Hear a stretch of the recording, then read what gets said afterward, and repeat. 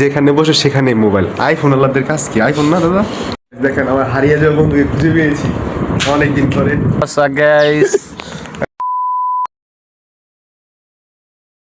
আসসালামু আলাইকুম guys, welcome to my unexpected blog. And guys এখন বাজে হচ্ছে সকাল 9টা আর খাওয়া দাওয়া শেষ। আর এখন আমার এক জায়গায় যেতে হবে। আমার এক ফ্রেন্ডকে 2 বছর পর আমরা খুঁজে পেয়েছি, তার সাথে সাক্ষাৎ করতে এখন যেতে হবে। সকাল সকাল বেরিয়ে যেতে হবে। আর আমার সাথে যাবে হচ্ছে আমার বন্ধু সাজিম, তাকে রিসিভ করতে হবে তার বাসা থেকে।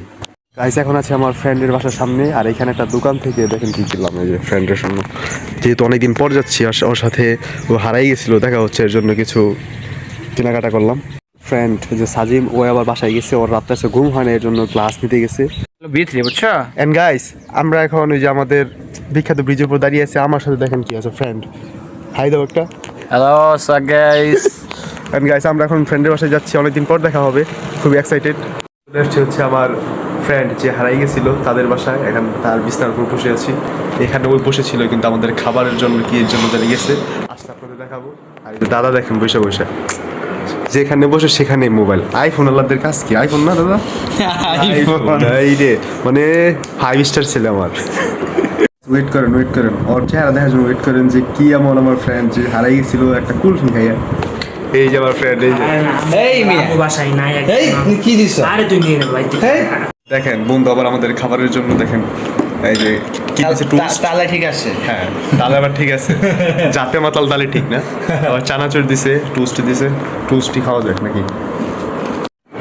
দাদা রাজনীতিক আলাদা তো কে দাদা?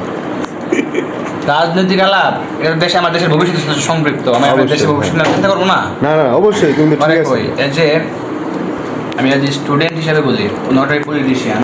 হ্যাঁ আমাদের দেশের ভবিষ্যৎ অন্ধকারে।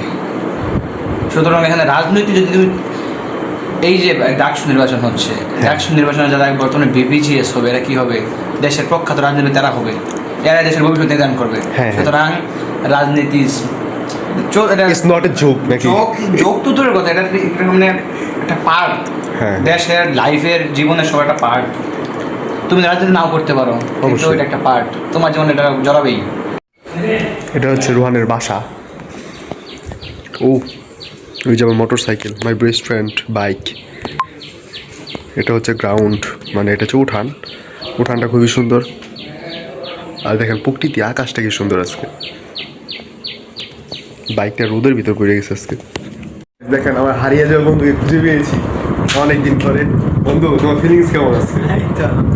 হ্যাঁ ওই কিন্তু খুলনা হারিয়ে গিয়েছিল, আমাদের মাঝখান থেকে 2 বছর ছিল না বুঝলে। আমরা আপাতত সব বই দেখতে পারবো। দেখি যে অবস্থা, রাস্তা কেমন আল্লাহ, রাস্তা কেমন আল্লাহ ভাই।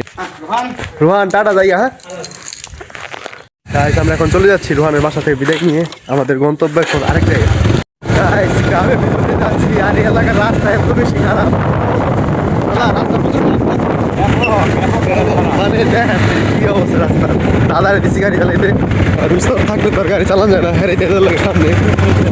যাই হোক যাচ্ছি গাইস, রাস্তার অবস্থা বিরাট বাজে। আমরা এখন কাদের বাড়িতে যাচ্ছি? আমরা এখন যাচ্ছি আমাদের এক ছোট ভাই সোহাগ। সে গতকাল একটি দুর্ঘটনায় আহত হয়েছে, মারাত্মক আহত। এখন আমরা তার বাড়িতে তাকে দেখতে যাচ্ছি। তার বাড়িতে যাচ্ছি, তার জন্য কি নিয়ে যাচ্ছি আমরা?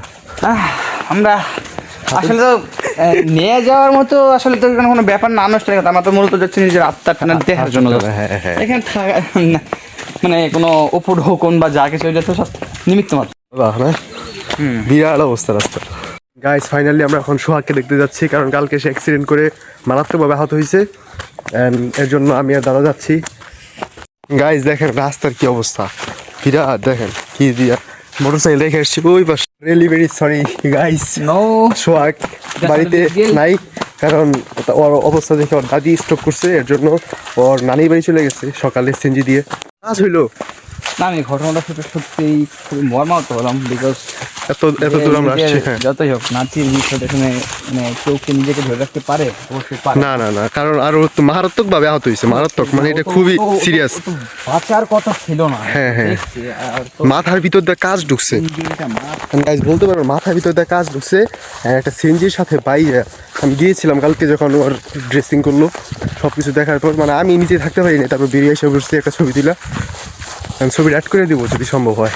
চলে যেতে হচ্ছে এখন, আর আমাদের সময় নাই, কারণ ও এখন যে নানিয়ে বাড়ি গেছে ওইখানে গিয়ে তার বেশ কিছুক্ষণ সময় লাগবে, বাট আমাদের কাছে সময় নাই, যাবো আরেকটা সময় করে যাবো। অ্যান্ড গাইস ফাইনালি চলে আসছি বাসায়, আর প্রচণ্ড টায়ার্ড। যদি ব্লগ ভালো লেগে থাকে অবশ্যই লাইক, কমেন্ট, সাবস্ক্রাইব। টাটা।